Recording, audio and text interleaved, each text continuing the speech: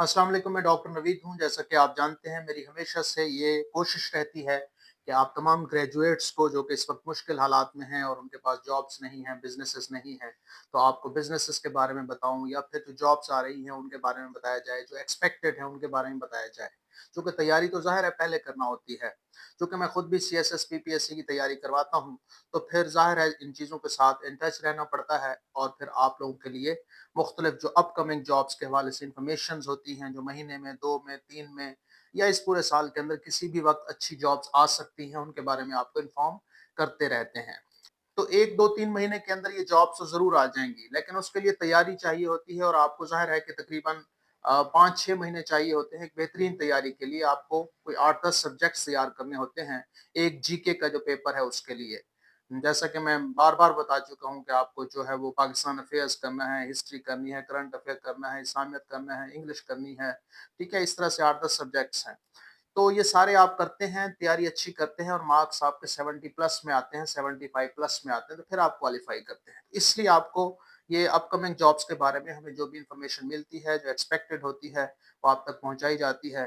तो आप इसको सीरियस लें और अपनी तैयारी जारी रखें और अपना टेम्परामेंट लूज़ ना करें।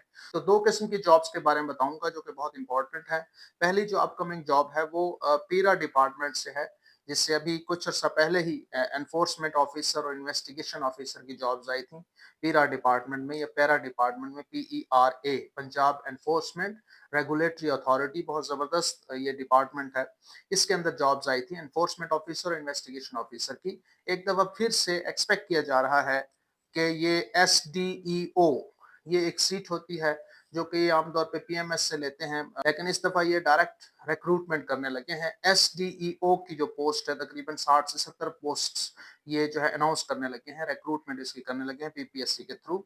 ये एसडीईओ क्या होता है? ये सब डिविजनल एनफोर्समेंट ऑफिसर होता है बीपीएस 16 का।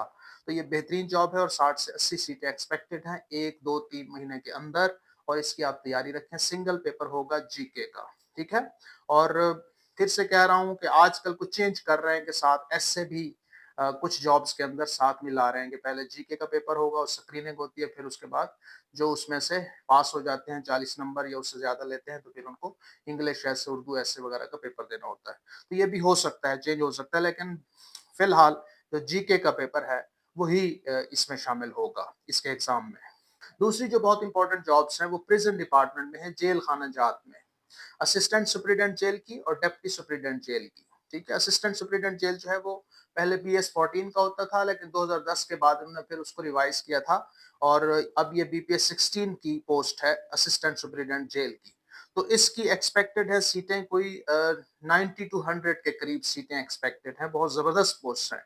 और डेप्टी सुपरिटेंडेंट बीपीएस 17 का होता है, उसकी भी एक्सपेक्टेड है, 2016 में आई थी और ये मेल और फीमेल दोनों के लिए अलहदा-अलहदा जॉब्स आती होती हैं। अब इसमें जो असिस्टेंट सुपरिटेंडेंट जेल है बीपीएस 16 की, ये जो जॉब्स हैं ये सारे ग्रेजुएट्स के लिए हैं। जितने भी लोग हैं जिन्होंने 14 साल एजुकेशन हासिल की है, वो इसके लिए एलिजिबल हैं। हाँ, इसमें थोड़ा-सा हाइट देखी जाती है, ऐज देखी जाती है। जो ऐज है आपकी 22 से 27 साल तक होनी चाहिए और जो हाइट है मेल के लिए 5.7 फीट हाइट हो और फीमेल के लिए 5.2 फीट जो है वो हाइट हो। जो आपकी विजन हो आई साइट है वो आपकी 6/6 होनी चाहिए ग्लासेस के बगैर और आपका जो मैस है जिसको कॉमनली वेट कहते हैं वो 70 केजी होना चाहिए। अच्छा, इसमें जो असिस्टेंट सुपरिटेंडेंट का जो पेपर होता है वो एक ही पेपर होता है 100 एमसीक्यू का जीके का पेपर, जिसमें मैं अभी बता चुका हूँ कि 8 से 10 सब्जेक्ट्स होते हैं और उनकी तैयारी करना होती है और 5-6 महीने लग जाते हैं। तो प्रीवियस जो एडवर्टीजमेंट आई थी 2016 में, उसमें भी बहुत सारी सीट्स आई थी और उसका क्राइटेरिया यही था जो मैं आपको बता रहा हूँ और अब जो एक्सपेक्टेड जो सीट्स है उसमें भी डेफिनेटली क्राइटेरिया यही होगा और हम एक्सपेक्ट कर रहे हैं कि एक ही पेपर होगा जीके का। अगर दूसरा एक आध हुआ तो फिर ऐसे उसमें ऐड कर देगा। इसके बाद डेप्टी सुपरिटेंडेंट बीपीएस 17 का होता है, उसकी सीट भी डायरेक्ट आ सकती है, लेकिन इसकी जो रिक्वायरमेंट है वो सिंपल ग्रेजुएशन नहीं है, बल्कि बीएस या एमए यानी कि 16 ईयर एजुकेशन हो और कुछ सब्जेक्ट्स हैं 6-7 सोशल साइंसेस के, उसमें आपने मास्टर किया हुआ हो। जिस तरह के लॉ है, लॉ में मास्टर किया हुआ हो, सोशियोलॉजी में, सोशल वर्क में, क्रिमिनोलॉजी में, साइकोलॉजी में। और इसमें जो एज लिमिट है 21 ईयर से 28 ईयर्स तक है और इसका भी एक ही पेपर होता है 100 मार्क्स का जीके का और मे बी के इसमें भी ऐसे ऐड कर दिया जाए। तो ये 2 अहम खबरें थी आपके लिए कि एक्सपेक्टेड है ये 2 किस्म की जॉब्स और बहुत ज़बरदस्त है, फिर से कह रहा हूँ। एक प्रिज़न डिपार्टमेंट में असिस्टेंट सुपरिटेंडेंट जेल की और दूसरी जो है वो पीरा डिपार्टमेंट में एसटीओ की। एसटीओ जो है वो बीएस 16 का है और उसकी 60 से 80 सीट्स एक्सपेक्टेड हैं और जो असिस्टेंट सुपरिटेंडेंट जेल है वो भी बीपीएस 16 का ही होता है अब, पहले 14 का था और उसकी भी तकरीबन 90 से 100 सीटें एक्सपेक्टेड हैं और ये बहुत ज़्यादा सीटें हैं माशाल्लाह।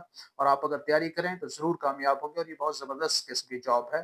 तो मेरी ख्वाहिश है कि बहुत सारे कॉम्पिटेंट जो ग्रेजुएट्स मुझे सुन रहे हैं वो बेहतरीन तरीके से तैयारी करें। आपको किसी भी किस्म की सपोर्ट चाहिए हो, फैसिलिटी चाहिए हो, डेटा चाहिए हो तैयारी के हवाले से, तो आप मुझसे राब्ता कर सकते हैं। अपना बहुत सारा ख्याल रखिएगा और कंसिस्टेंसी से तैयारी जारी रखें। अल्लाह पे बिलीव रखें। अल्लाह हाफ़िज़।